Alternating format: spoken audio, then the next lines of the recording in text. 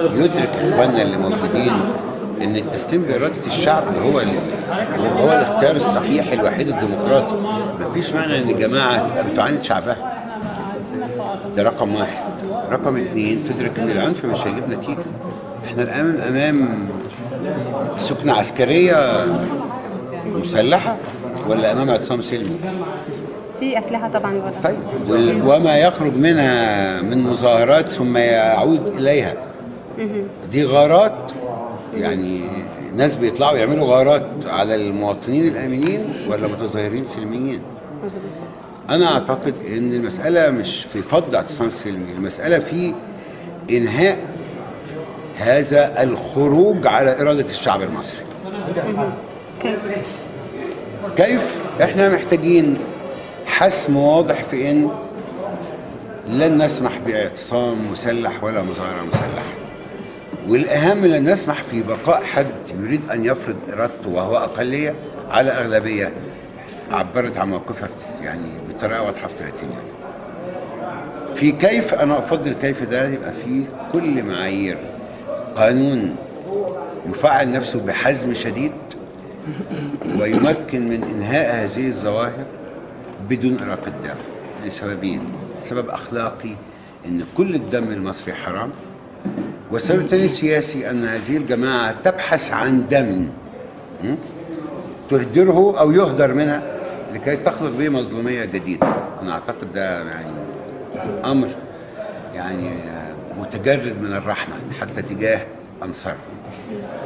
اعتقد ان اذا حوصر هؤلاء بناء على انذار واضح لفتره ومنع الدخول وسمح بالخروج الامن واستخدمت اساليب فيها حفظ الدم لكن مواجهه حقيقيه لاستمرار هذه الظواهر، هنصل لنتيجه. وما ارجوه انا شخصيا، يعني في ناس الان لان انا الحظ بروح معاديه وتكاد تكون مستعده للقبول باراقه الدم في قطاعات شعبيه واسعه.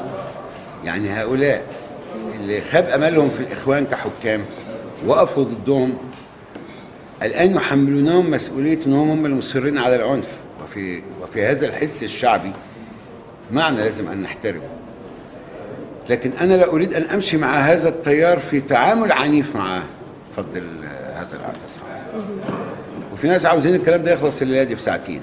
حضرتك شايف ممكن يخلص خلال فتره قد ايه؟ انا رايي انه يخلص في فتره، ما نقعد لحد العيد، ما نقعد اسبوع بدل يومين، بس الاسبوع ده ننذرهم فيه بطريقه واضحه، نبين لهم كمان، نفتح لهم افق انهم هيعيشوا. يعني هنفعل القانون، مش كل يعني لا هنعمل عفو عام عن اللي اجرموا او حرضوا على العنف، وفي المقابل مش هنعمل عقاب جماعي.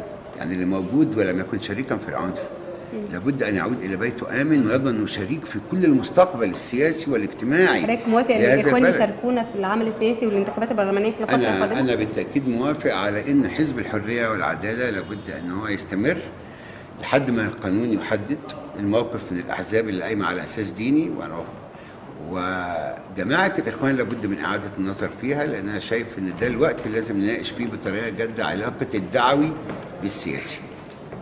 يعني اللي عاوز يدعو الى الله عاوزين نمكنه من الدعوه، واللي عاوز يعمل حزب سياسي عاوزين نديله حق انه يعمل حزب، بس لا يصلح خلط الاثنين مع بعض، ولا يصلح اقامه هذه العلاقه التي يؤمن فيها الدين وهو ملكيه عامه لكل المسلمين لصالح جماعه. مش عاوزين نعيد انتاج هذا الامر.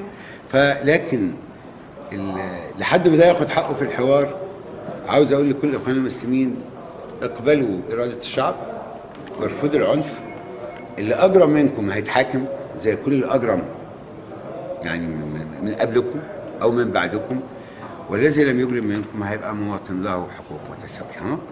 وعاوزين يدركوا ان هم الان بيواجهوا شعبهم، فبيفقدوا، هم خسروا معركه سياسيه، كنا بنخسر معارك سياسيه. هل تؤيد الانفراج عن الرئيس محمد مرسي؟ نعم. هل تؤيد الانفراج عن الرئيس محمد مرسي؟ الرئيس محمد مرسي، الرئيس السابق محمد مرسي، الرئيس المعزول محمد مرسي، الدكتور محمد مرسي، المواطن المصري محمد مرسي الذي اسقطه الشعب بشرعيته، عليه ان هو يواجه الاتهامات الموجهه له ومن حقه ان نضمن له محاكمه عادله جدا يقدر يحصل فيها على دفاع حقيقي جاد عن نفسه. اذا كان مدان ده هيتكشف قدام المحكمه، اذا كان بريء هيتكشف. معنى كده ان حضرتك شايف ان مفيش خروج امن الدوليه لا مش امن، انا مش بتكلم عن امن، انا عاوز خروج عادي. يعني ايه في منطق. اذا كان حد ارتكب جريمه لا معنى ابدا لان احنا هنقول له اتفضل، لان في دم، والدم لا يملك التنازل عنه الا ولي الدم. تمام. وفي نهب مال عام وده ما حدش يملك التنازل عنه ابدا. ولي الدم جايز يتنازل او يقبل الديه، لكن المال العام اللي هيتنازل فيه هو مسروق من على حساب هذا الشعب اللي جاع، ما ينفعش. فاذا خلينا لا نتحدث عن عفو يؤمن افلات من العقاب لمن اجرم، ولا نتحدث عن عقاب جماعي يوقع عقوبه على مئات الالاف من اعضاء عاديين وكوادر شابه في جماعه الاخوان او حلفائهم ما ارتكبوش جرم، فلا داعي ولا معنى ولا عداله في ان احنا يعني. كيف تقرا الغضب الاجنبي او زياره اشتون وزياره وزير الخارجيه الالماني امبارح والنهارده؟ شايف ان ايه التدخل الاجنبي ده سببه ايه، او شايفه هيفضل لغايه امتى؟ بصي انا مؤمن بان مصر صانعه قرارها، وهم الاجانب متعودين يحطوا ايدهم في مصر، لان مصر يعني مركز ثقل في العالم ومفتاح لامتنا العربيه وعلماء الاسلام. لكن لما بنقرر نبقى احنا اصحاب القرار هم بيرضخوا القرار. اذا قررنا نرضخ لهم يبقى ده عيب فينا. ما رايك في واعتقد ما عندناش الرئيس الروسي يوم الاربعاء القادم؟ حضرتك شايف اللي هي خطوه مثلا انا برحب بيها، ومصر عليها ان تنوع بالتاكيد في علاقتها وتعمل توازن في علاقتها الخارجيه، وده لمصلحه مصر. استاذ حمدين، هترشح نفسك في الانتخابات الرئاسيه القادمه؟ لا احنا الثوره يبقى لها مرشح واحد، هو مين؟ ما اعرفش، هنتفق عليه. مين انت ومين حضرتك؟